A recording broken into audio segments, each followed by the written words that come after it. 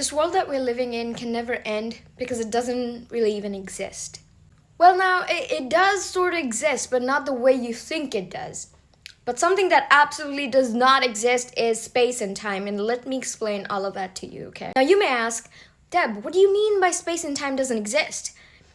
I mean is that space and time does not actually exist. There's no such thing as time. There's no such thing as space. There is no space between you and me. There's no space between a bottle and me. There's no space between that fan and me.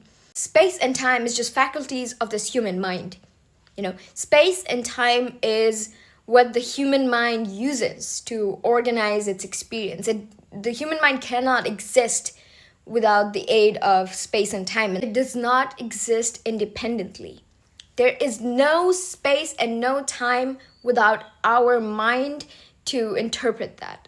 I'm going to explain this idea with the use of Immanuel Kant's theory of transcendental idealism. Don't worry, I'm not going to use any jargons. I'm going to use the simplest way to explain what I understand. So what is idealism?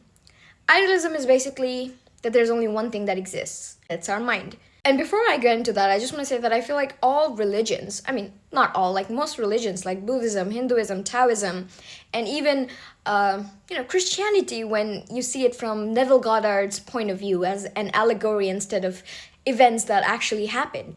And philosophical ideas, like metaphysical ideas by philosophers, a lot of philosophers actually all point to the same idea.